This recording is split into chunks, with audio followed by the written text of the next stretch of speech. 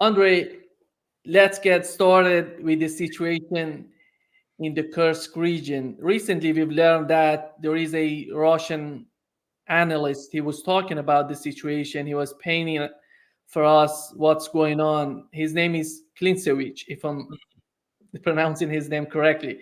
Yeah. But you know what he was talking about? He was talking about the number of forces in that region between 12,000 to 20,000. He was talking about the presence of the United States in the Persian Gulf. How dangerous is that for Russia? He was talking about um, maybe the United States is seeking some sort of escalation with Russia. But after all, how did you find his comments? Well, I find them funny. And you have to understand who Franz Klintsevich is, or rather, not who he is, but who he is not. First, he doesn't know United States. He doesn't understand what the armed forces of the United States are and what they are up to. He doesn't know this absolutely. As a former political officer, who have been educated on the Soviet template of the ideology and Communist Party and all that. Yeah, I mean, I do not want by no means denigrate his, for example, service in Afghanistan, where he was heading the group of people who were basically gauging the public opinion of the Afghan people. So they were this group. But he has absolutely zero background in operations. He has some experience, obviously, looking at people who do operations, especially in terms of where he belonged, the paratroopers. But as I already stated, he has no command experience. And of course, he doesn't understand modern warfare. And I mean, literally, he doesn't. And that is why when I heard what he was talking about the Persian Gulf and, well, actually, I believe there's some in the Mediterranean carrier battle groups, and what he talked about prompt conventional global strike. I mean, that is, it's, to put it mildly, uninformed. He definitely doesn't understand what the warfare of the 21st century is. And as a member of parliament, he's former military, but he doesn't have the access to operational and other classified issues. As a member of parliament from the United Russia, he, as anybody else there, has the classified or clearance for basically classified briefings. That's it. He doesn't know operations. He doesn't see what is going on. And pretty much after I heard what he was saying, I found myself under the table, honestly, of the chair, especially in the naval part. And so he doesn't know what is going on. It's clear from in Kursk. And his information is at best made up and primarily drawn from the sources, which are, as I already stated, 90% of the so-called military correspondents in Russia. They are either direct or shadow assets of the psychological operations, conducted by the armed forces of Ukraine, and those CIA, MI6 people behind that. So if you look attentively at those Podolyakas, Rybaris, and what have you, they are essentially conduits for the psychological operations of the combined West against Russia. Why Russians do not touch them?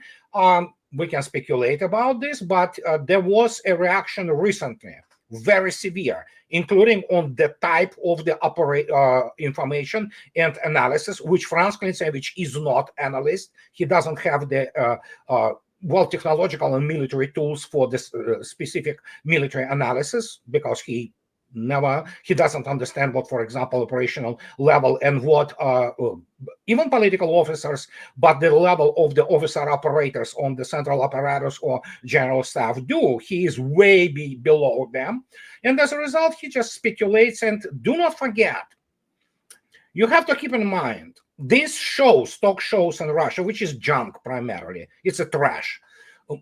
most of them, including the ones which Klinsevich was delivering this delirium, which actually ran originally by Dmitry Symes Jr., but obviously he has all kinds of the substitutes there. You have to keep in mind that those people who go there, they do not go there to deliver a serious analysis. Serious analysis is boring. It requires numbers. It requires models. It requires knowledge of the calculus. It requires knowledge of the physics, and of course modern weaponry and how it is used tactically and operationally. Klinsevich doesn't have it. He doesn't understand it. So what they go there for is for the show. That's why they call talk shows. And guess what? They are getting paid. Usually they sign the contracts for a month or something like that. And these are substantial money they get paid there. So in order for this, as any media, 99% of the media live for the hype and the ratings. Russia is not exception. They're the same, dirty sewer type, talking heads as there are in the United States, let alone Britain or anywhere in Europe. So they need to sell hype.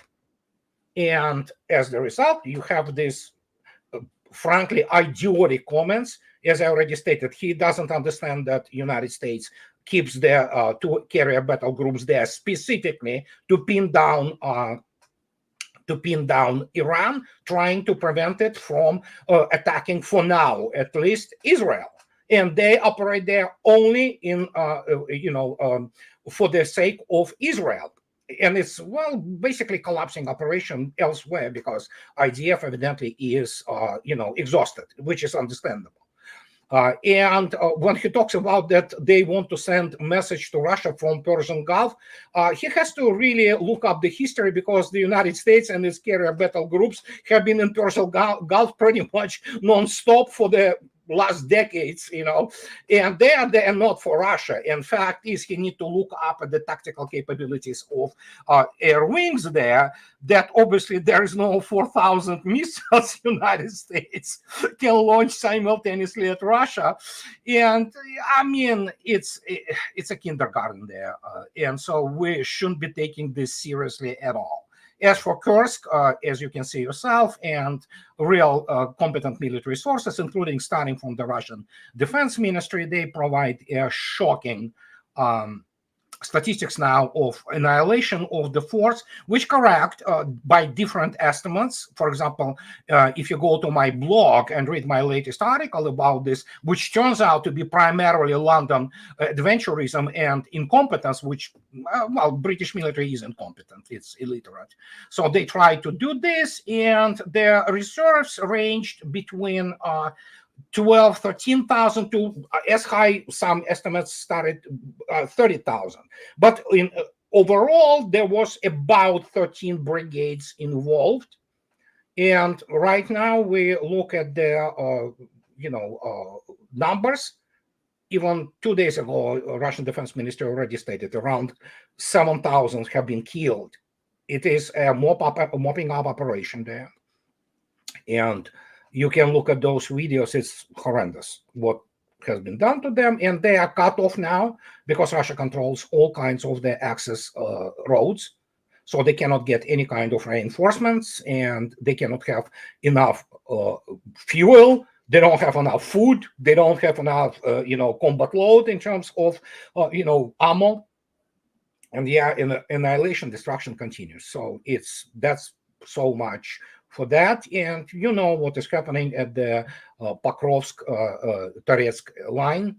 We'll look at the complete collapse of the front. So, and there you go. So I do not want to go to Mr. Klinsevich nuclear speculations. He doesn't understand and knows what is how the nuclear combat management is conducted by the armed forces of Russia. He might get some rumors from his former buddies with actual combat experience in this field, but yeah, it's not serious. It's show. It's garbage mostly.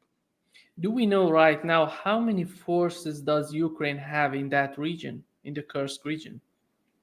Well, I mean, including in Sumy, I can only follow Mr. Ryankov whom I refer to. And Mr. Lyankov is a real military professional. He is colonel, and yeah, he looks like Maduro. That's why his whole sign is Maduro. So, and he is a serious guy, and definitely being the editor of the very famous and very professional magazine called the Arsenal Отечества, which is the Fatherland Arsenal. He states that between, primarily around 13 brigades, but how you count that, it's a kind of interesting issue. But as I stated, up to 30,000 altogether, the whole thing was planned like this. How it was planned now, it becomes very clear. It was planned primarily by British amateurs. And so as a result, we already know that about a third of this force is completely destroyed, and the other scattered pretty much, even in the Sumy region. And actually, Lyankov yesterday went much further than me when assessing the situation.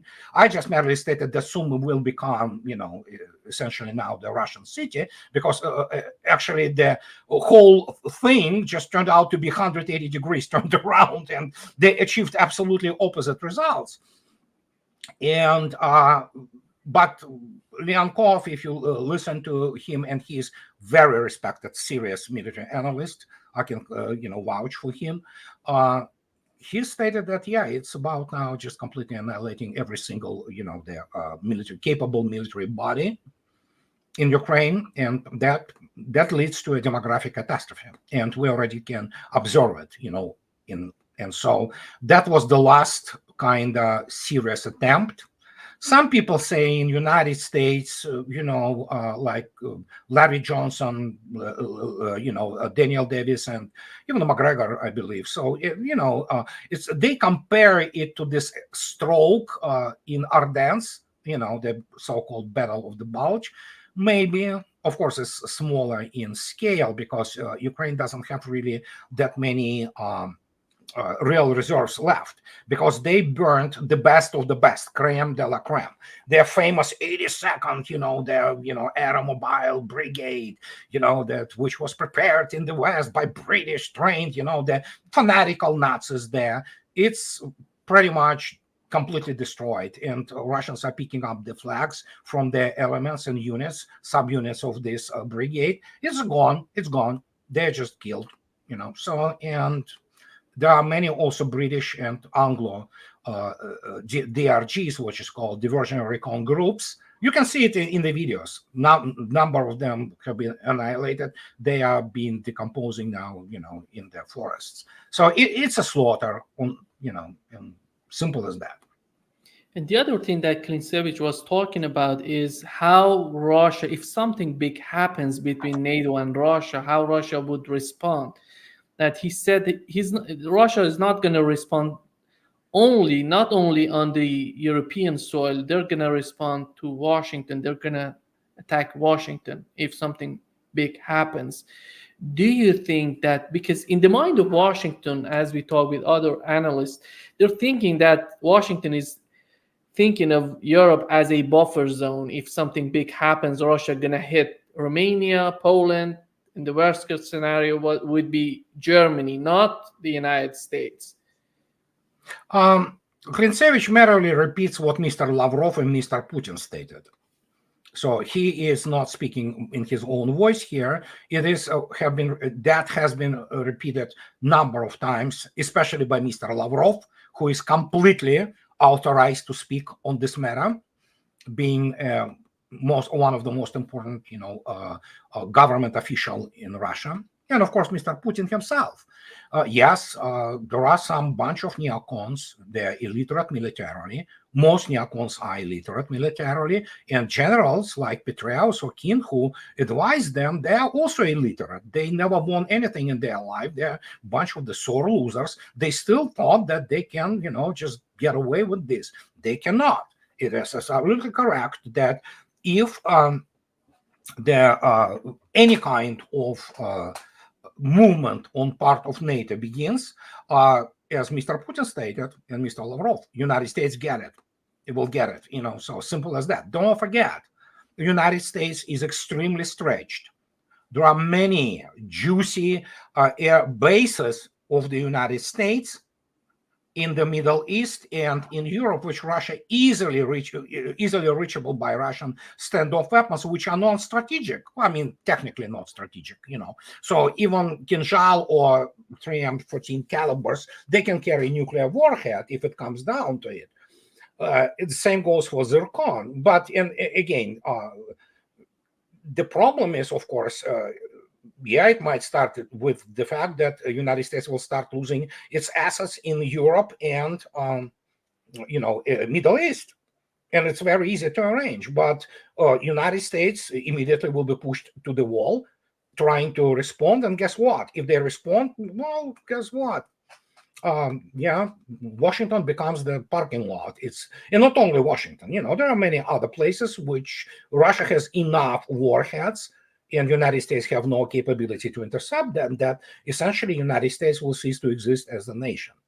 So, and that's the game. And in this particular case, whatever Klinsevich says, he merely repeats the statement of the Russian military political top. And Mr. Lavrov 2 days ago is on the record that Russians are beginning to update their nuclear doctrine. For example, which will be, very simply put, I think this update will come. Anything happens on part of the European allies of NATO, United States gets it immediately. That will be written in there, even though if the main clause, on what, the whole military doctrine was written before, which Russia ready to respond to the conventional attack if the threat of the existence of Russian state exists. Well, it might not exist because, for example, NATO doesn't have enough forces and quality of the forces to really threaten the Russian state. But now it's just lower in the sense that, you attack us in Europe, United States is wiped out. That's it. I think so. That's how it will go in terms of updating it. And probably, but Russia can handle it conventionally, definitely. When it comes to the long-range missiles that they want to put in Germany, do you think that would be just reaching to Russia, or they're thinking of China as well? No, those so-called long-range missiles they want to put in. First, they want to develop. It's still not developed. It's still not even a weapon. It's not even a proper prototype. It's this long-range hypersonic weapon, which they were supposed to deploy already 2021. Which I wrote the article then said, no, it's not going to happen for many years. Well, guess what? We're in 2024, and the only thing they did was what they called, they didn't even call it successful. They said, we completed the end-to-end test. So they launched some kind, which is not gliding vehicle, some kind of missile. It's probably based on SM-3, which is air defense missile, but and it was launched from the start table, like the Cosmodrome, like the type of the thing, which is not really a weapon. It's just some kind of thing which flies there. So I don't think so they will have this long-range hypersonic missile anytime soon. The range of that thing was something in excess of 2,000 kilometers, which makes Moscow allegedly the target, Moscow itself. Other than that, there is a response for Russia already ready there. And those missiles are not in any way going to influence China or present the threat to China. They don't have range. Yeah. Andrei, look at this map. What do we know? What can we get from this map, and what's going on the battlefield right now? First, it's mapped by this nincompoop. His name is Sminchuk. He is a shyster. He is basically, he doesn't understand what a real operational map is. If you want to see something which is reminiscent of the real operational map, And you can take a look at what Marat Khairulin, probably the best combat reporter today in Russia, posts in his Telegram channel. And that's kind of how it looks like. This is not a map. This is a scheme in which they don't even understand where the appropriate scale is.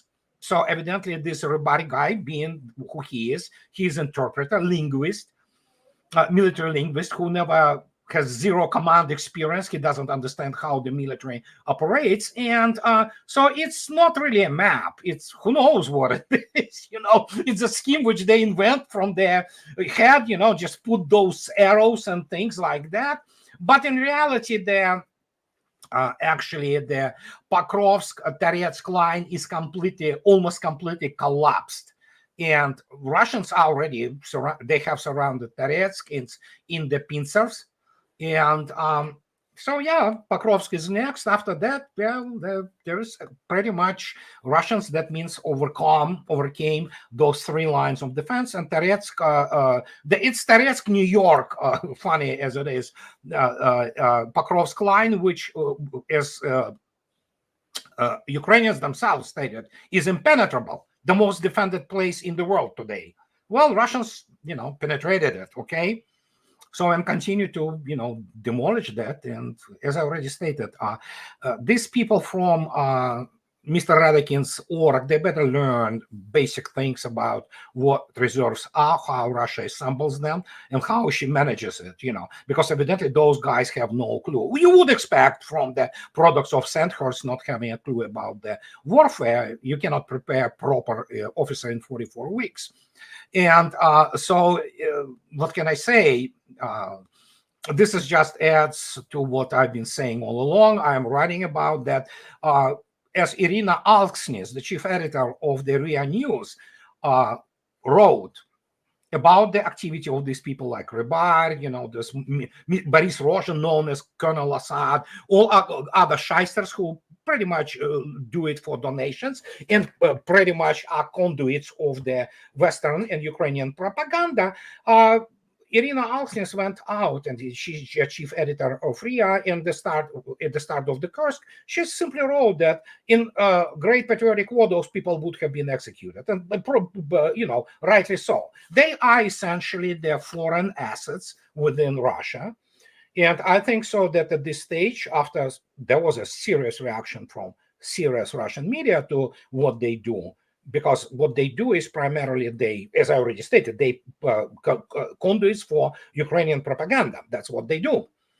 And all of them are militarily incompetent people. They don't have understanding of the warfare. They have no even basic tactical command experience, let alone any kind of operational planning experience. But yeah, these are the guys who are promoted by, some people. And this is all about money. And people, let's face it, majority of the people are not that into, finding what is the Pareto distribution, how the operations are planned, what is the combat efficiencies of this particular, unit of formation. They are there for hype and emotions. And this is how media operate. Their task is not to inform. Their task is to manipulate.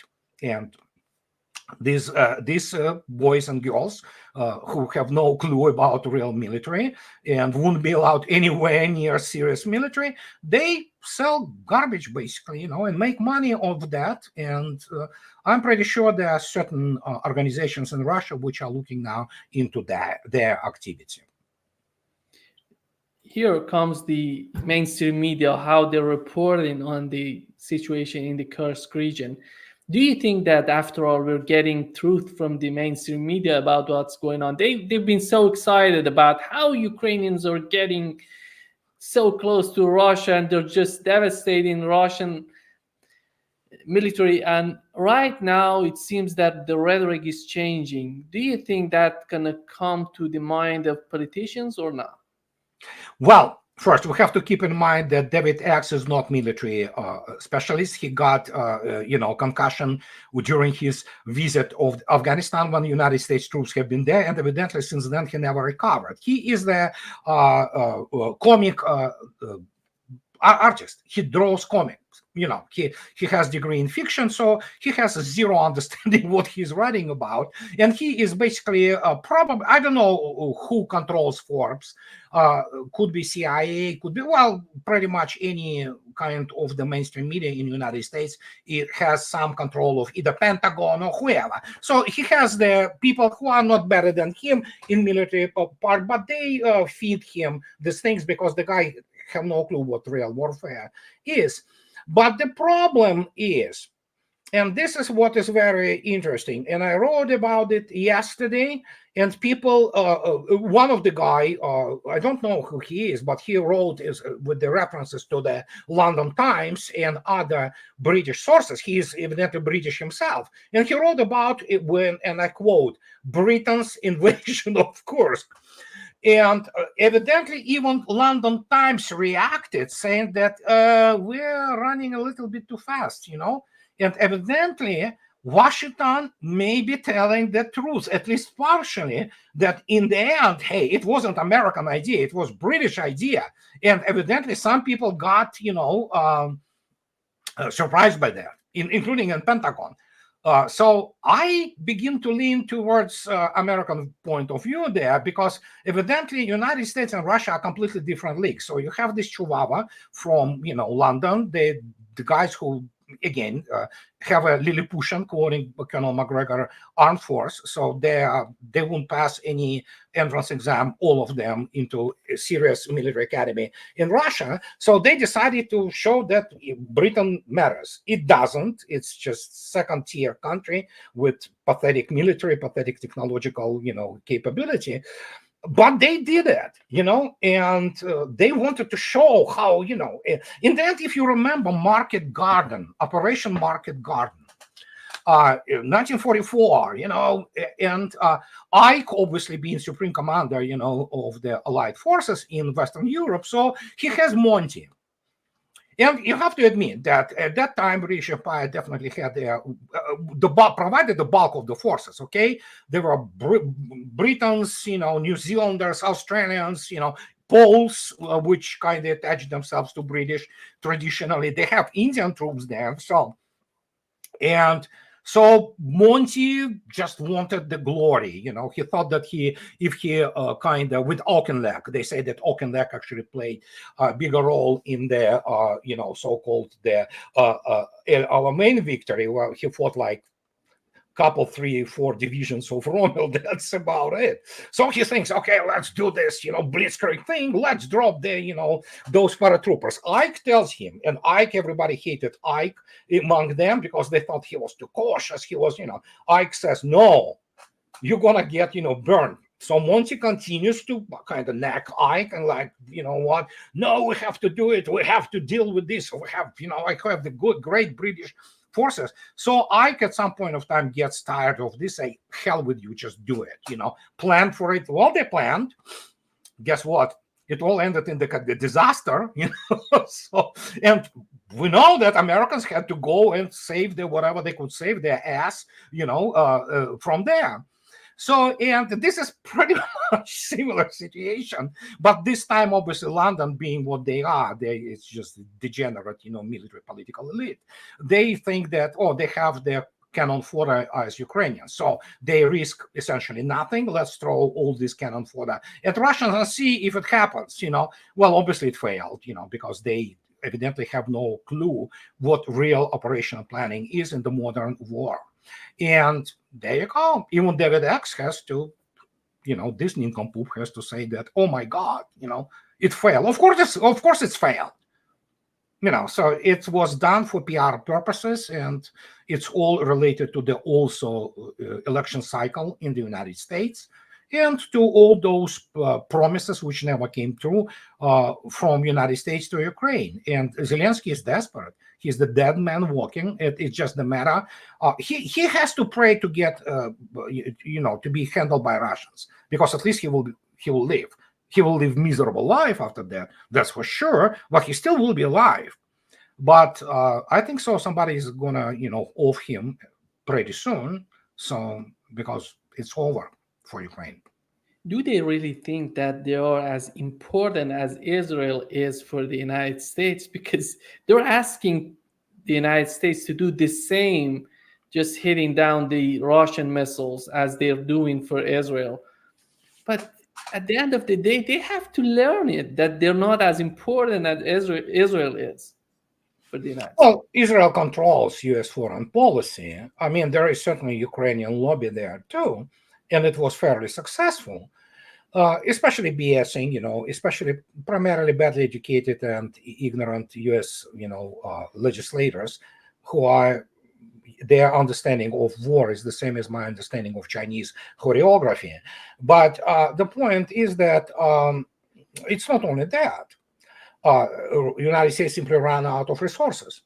So, and NATO generally has been demilitarized by Russia in Ukraine. And now, as even Ray McGovern, and Ray, you can refer to Ray here because he is one of those, last vestiges of true intelligence people and analysts, which it used to be, America used to be run by more or less competent people. But he stated that even Blinken and Sullivan, they are relatively sane because the only way they want is some kind of skirmish continuing there, in Ukraine until the elections, because they hope that Democrats and Harris win the elections and then they can start crawling out of Ukraine. Obviously, now, as Ray, I agree with Ray. I completely support his point of view. Larry Johnson was on this point that Russia holds this trump card because Russians can decide now, do they want the November surprise, or rather October surprise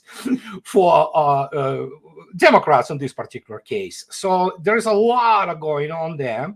And of course, coming back to Franz Klinsevich is not nowhere near the what is intelligence information which is being presented every day on the table of the Russia Security Council, which of course, people like Putin, Patrushev, Lavrov, so Belousov, Gerasimov, Medvedev. So, yeah, and they know the game, they know the resources, so they are doing what needs to be done.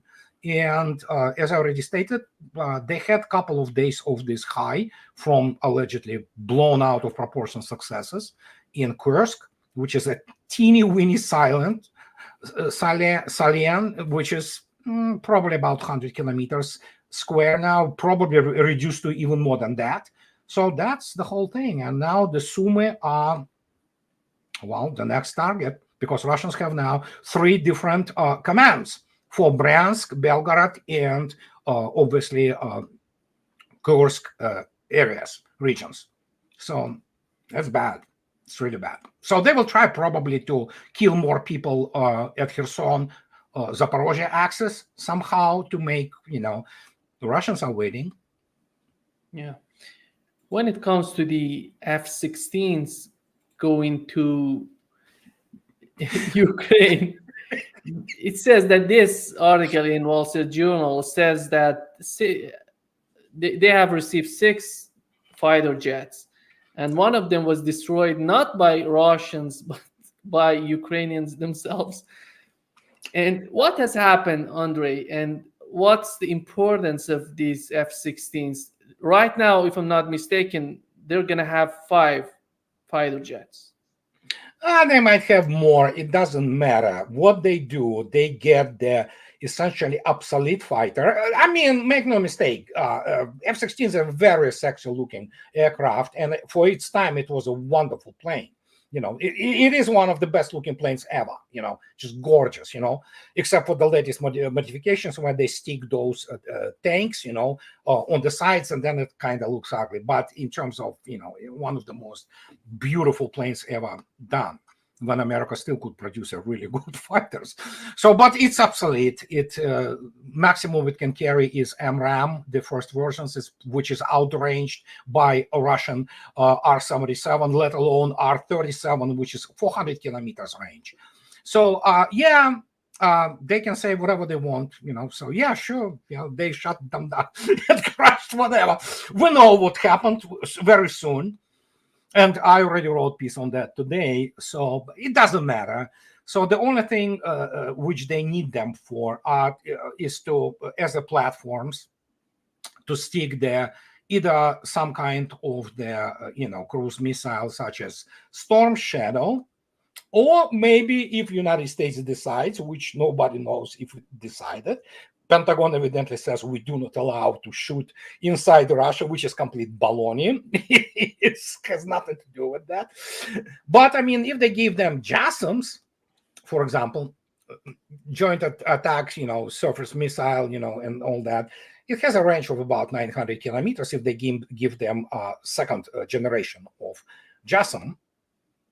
So they may just take off from, somewhere around Lvov, western Ukraine, and then will reach deeper in Russian territory. But again, in this case, what they gonna do? They probably will try to attack Kursk nuclear power station or somewhere around Voronezh. They may try, reach Moscow, but result will be what we are observing right now. Russians will simply increase the tempo of operations, and eventually the question will be that, as even Mr. Lenkov kind of hinted, in the end, Russia will reach the Lvov, border, so to speak. From there, it's easy to.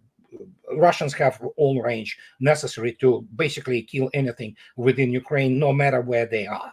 So, and it's a lot of it PR. So it's for PR primarily. So as air-to-air fighter, F-16 is not even, doesn't even register anywhere near Russian modern aircraft, let alone pilots who have an incredible experience now.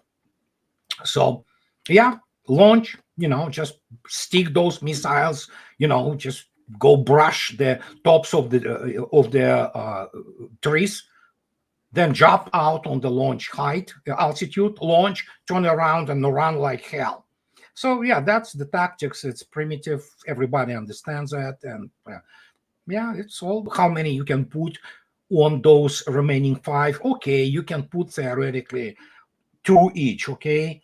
Storm Shadows or even JASSMs. Let's imagine they give JASSMs. So 5 times 2 is 10. Granted that once this group, launches, the things start happening with this group. So will they provide more F-16s? Possibly. They will be shut down and, annihilated. Doesn't matter. It seems that the nuclear power plant in the Kursk region doesn't have a dome on it. That's why it makes it more dangerous if any sort of attack happens in that region. That's the IAEA was reporting on this. Do you think that Ukrainians are getting so desperate that they would do that? Because that would be catastrophic, hugely consequential for the Ukrainians. Yeah, they are so desperate. Don't forget, for London, which planned, quote unquote, this disaster, one of the objectives was to, break through, take to this whatever R220, I believe, highway, and reach Kurchatov, which is about 50 kilometers away from there, which is the city where the Kursk nuclear plant is located. Capture it, and then do the, nuclear blackmail. That's a typical British stuff. They are not good at fighting really anything. They're good at, killing civilians and things of this nature. So, and obviously it failed miserably. But the point is that nuclear power plants today in Russia are very well defended in terms of the air defense. It doesn't mean that it is 100% proof. But yes, they are so desperate, and London evidently is so desperate that they are ready to go that far. Now, the question is, who calls London from Washington? Because evidently there was a conflict. Evidently this Kursk affair created a split. And that is why, for example, Pentagon comes out and says, no, we are not lifting any, restrictions. So what can I say? We don't know. We don't know the game. But again, this British Chihuahua is dangerous in the sense that it's so, how to put it polite, it's not the bite, it's the infection after that, And so will London go to that? Absolutely. If they need to blow up nuclear power station, yeah, they do it out of spite.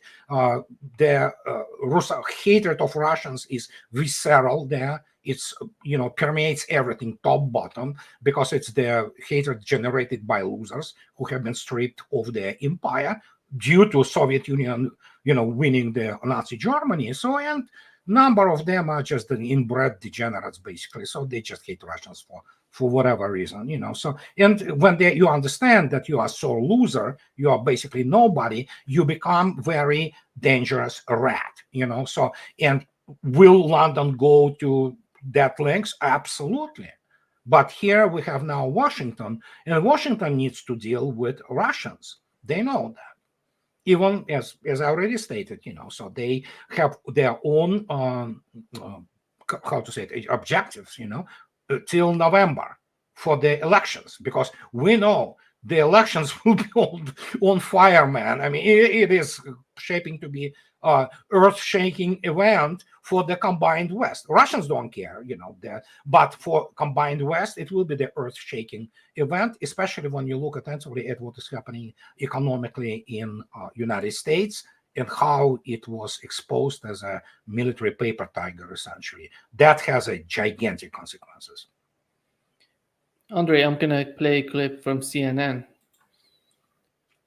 They want to be able to use some of the U.S. long-range weapons against priority targets inside of Russia, and that's what they're here for. They'll present a list of priority targets deeper inside Russia to the Biden administration in the hopes that U.S. will loosen or ease the restrictions on the use of U.S. weapons by Ukraine. Those two officials, Andrei Yermak, the head of the Office of the President of Ukraine, and Rustem Umerov, Ukraine's defense minister, will be here tomorrow for those meetings. Ukrainian President Volodymyr Zelensky made it clear why he believes the U.S. and others should ease those restrictions so they can hit longer-range targets inside of Russia.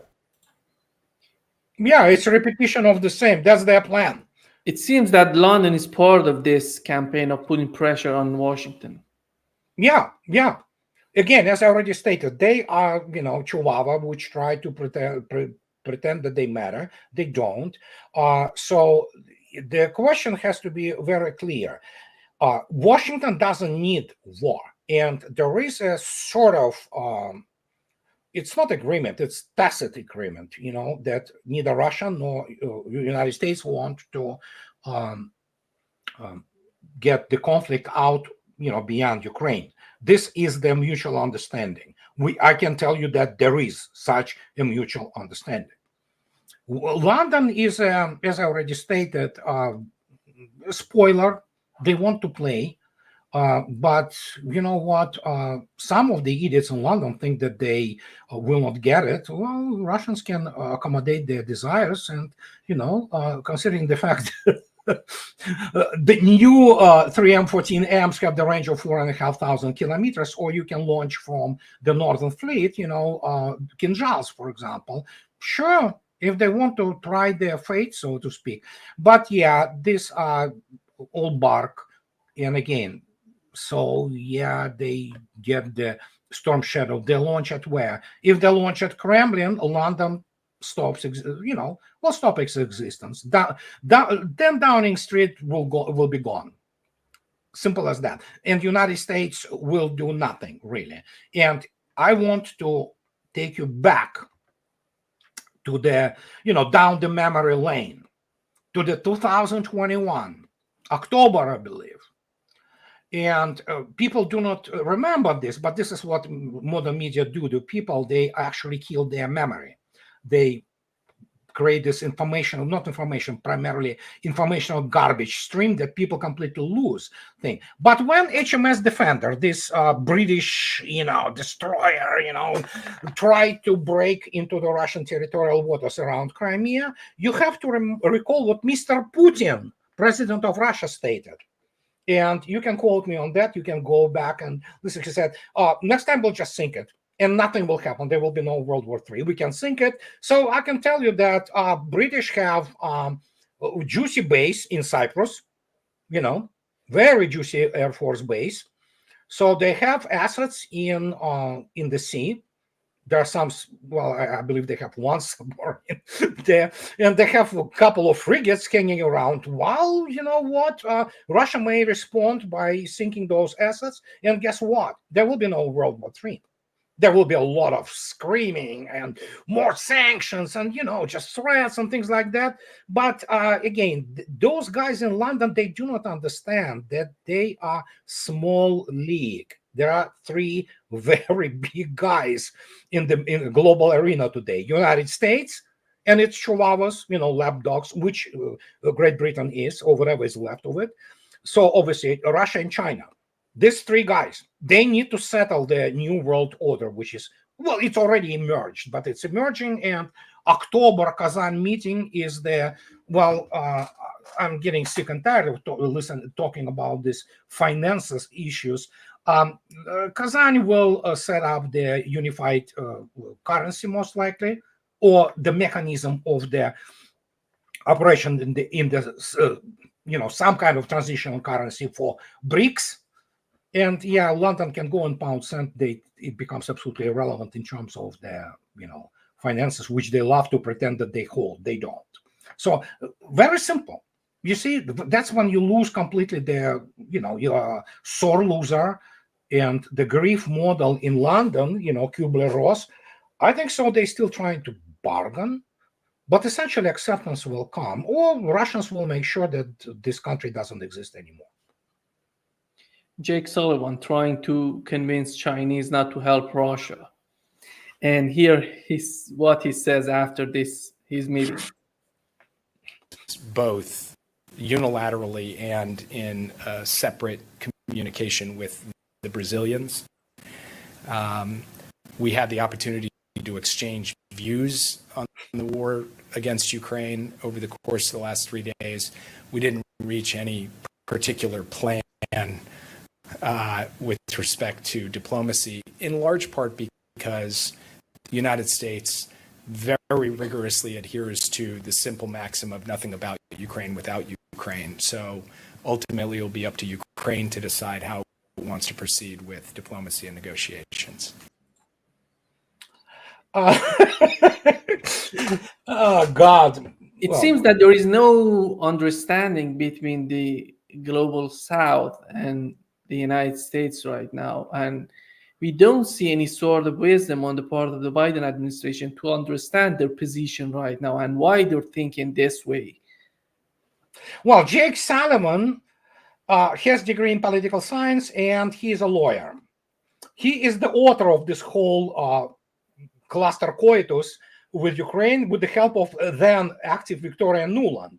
These people have no clue about foreign relations. They don't understand what diplomacy is. They are illiterate people, as I already stated. If you look today at American elite, so to speak, political elite, these are products of the degree mills of the Ivy League, Georgetown University, all kind of crap like that from those humanities degrees. They have no clue they don't understand the world outside. And so the fact is, the statement by Sullivan, who wouldn't know the difference between tactical and operational, and who doesn't understand what real economy is essentially the admission of when he says that it's up to Ukraine. Well, yeah, United States needs to wash hands because it has been paraded and the reputational damage is catastrophic.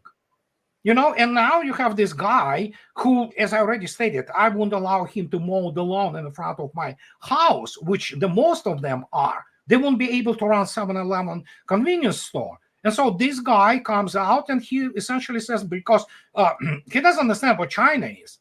And Chinese obviously told him to go in pound cent. And you know why? Simple as that. Even if we remove all kind of the cooperative and good feelings between Russia and China, if we get all those, things which are in trade, which grows dramatically, it just exponentially, and other things, and especially with Russia being a critical energy and some technology supplier to China, and China being very important for Russia too, in many respects, you have to keep in mind, Chinese are not idiots. They are very many well-educated people. They know they are next. Okay, because United States have been essentially defeated militarily in Ukraine and in Europe, and they are hurting now, trying to get their balls out of the vice. So guess what? The next thing, let's go China. And you know what? Chinese know that actually for all problems of the United States Navy, Americans have a damn good submarine force. which can wreak havoc, initially, especially if it's done, if they kind of provoke China into something around Taiwan. So they have better chances now after they have been defeated and humiliated in Ukraine. So they have better chances to maybe do something with China, because for them, they view it, because they are intellectually primitive people, and this whole American higher education in humanities and foreign, international relations is pathetic. It's just third world level. It's basically, brainwash, ideological brainwashing. So they think that if they have at least chance to defeat China, that they, will remain some kind of hegemon, which they self-proclaimed hegemon. The hegemony was not military. The American military is always fake. It's just the fact that they control those very important institutions, like International Monetary Fund, even United Nations. So they could blackmail other people. So they think that if they go for China, at least they can, retain hegemony, which is not there anymore anyway. So Chinese know that. Chinese absolutely clearly know that. And for them, it is very profitable that Russians actually now demilitarize the United States, which doesn't have any serious ground assets anymore. United States Army is not, combat capable. It is capable to, for example, attack some country like Iraq, maybe, again. But if you look attentively at the stocks of the ammunition, you look at the actually table of organization and equipment of the U.S. ground forces, this is obsolete force. This is 1990s. It's 30 years ago. So they are obsolete force. The only force which they have is naval. That hasn't been touched. So why not try?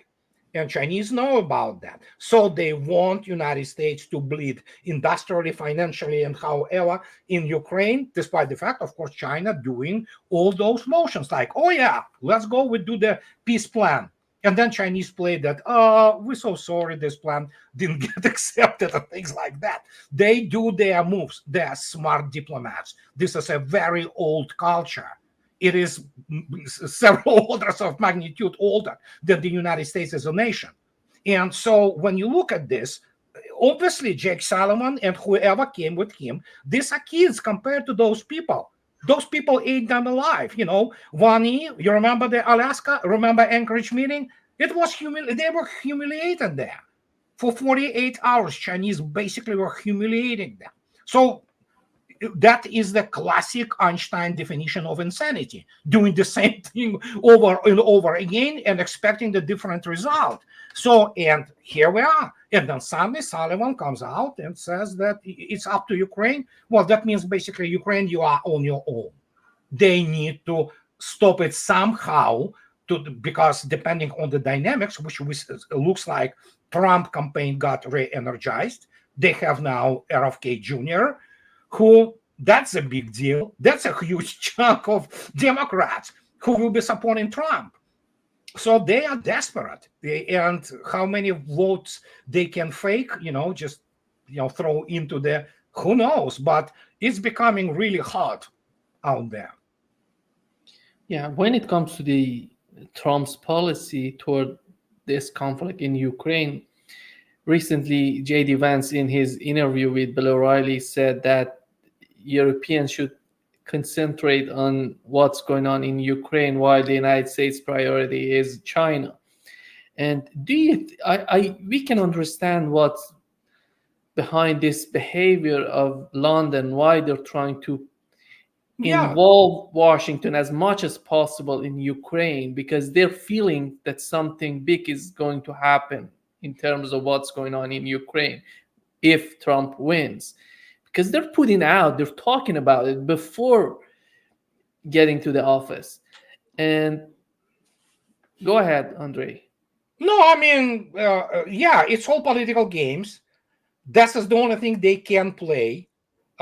They call it politics. In reality, it's not just politics. It's stupidity. And being, again, there's some small entity, whatever that UK is, they are afraid of Trump, because Trump will tell them to go and pound sand, most likely. And but the point is, it's all worthless for a simple reason. Trump will continue to do, let's put it this way. The imperatives are such now that United States needs to wrap this conflict up. It already sustained military and reputational defeat. And yes, Trump is obsessed with China, okay? So, and once Europe, as they think alone, not that Russians really care about Europe, anymore. Russians want the Iron Curtain, and they think that they will be alone. They are so stupid. I think so for British, it's inbreeding, basically. I think so. That's why they are. You look at them, they're degenerates. Look at Liz Truss or Bojo, or Sunak. These are people are just pathetic. They don't have intellect as such.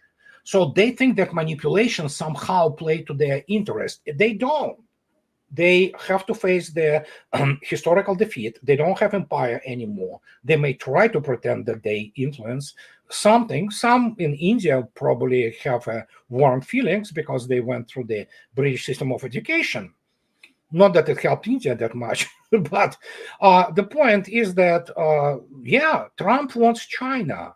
And the reason he wants it because he understands, he has enough wherewithal mentally that if not China, United States is done. It's over. You know what? United States inevitably will be relegated to very powerful but regional power with the nuclear weapons. That's it. And when you look attentively what is happening technologically and in the real economy, industry, and all that, the decline is catastrophic. It's not just dramatic anymore. It's catastrophic. They killed American industry, these administrations. And when Trump was there, his tenure, how much did he help it? Not much. A lot of rhetoric. He did some things, but point is you cannot save it anymore in the way within the system, which is undergoing decomposition, complete decomposition. So, but yeah, they are very limited. They're no visionaries. And you can quote me on that. I am on the record. Combined West does not produce statesmen anymore. It simply does not. They don't have mechanism of education and training which can produce them. And as a result, you see this complete dysfunction and decomposition of the combined West. So there you go. Because they know one of the main reasons of this desperation in the United Kingdom, because they know without the United States, they cannot control the European Union. The European Union without the United States is not capable of continuing this conflict in Ukraine. No, they can't. They already, even today, they are not capable of. Let's face it. Germany is being deindustrialized. What can they produce? This garbage Leopard 2s? It's funny, It's, again, look at the technological side of the matter. As deputy commander of the Russian aerospace, air and space forces came out and says, Patriot Pack 3 cannot defend itself. Forget about defending anything. You look at every single military product, hardware issue of in the West, from radar and all kinds of comms and things like that, let alone their immediate battlefield things such as tanks, aircraft. It's junk. It's not designed to fight real war of the 21st century with the real enemy, which, of course, in their view, Russia is. That is why they are, going number 2 in their pants, because these idiots, many of them, not all, they believe that Russians somehow want their, crappy place called Europe, and it's just, what can I say? They are imbeciles. Look at those people. Look at Annalena Baerbock. She's a certified fool, And these are people who are running. Mr. Habeck, really? Scholz, he is the German sausage, has no shape or whatever, Bratwurst guy. This is pathetic. And yeah, what can they provide Ukraine with more? Well, maybe Britain can produce, a couple dozen more Storm Shadow missiles. What else? Oh, yeah, they can do the Taurus missile. What's the difference? It's the same thing, And other than that, Challenger tanks have been withdrawn from the battlefield because it's a piece of crap, actually, So it's all of it, Look at how Abramses are burning. Out of 31 Abrams they have delivered, Practically all of them have been up armored because evidently it's garbage armor. And guess what? Out of 31, at least 21, I believe, are already confirmed. The rest of them are hiding somewhere because, yeah, do you need more, pathetic humiliation? Bradleys, Abrams, Leopards, all of them are in the, exposition around Russia and in Moscow, showing what it is. Bradleys are not capable of fighting any kind of the serious war, And when you look at intensively at those numbers, it's again, we go back into the fundamental military economic issue, military industrial issue. The combined West is outproduced by Russia by the order of magnitude. It's like, how do you want to fight? Yeah. Thank you so much, Andrei, for being with us today. Great pleasure as always. My pleasure. My pleasure.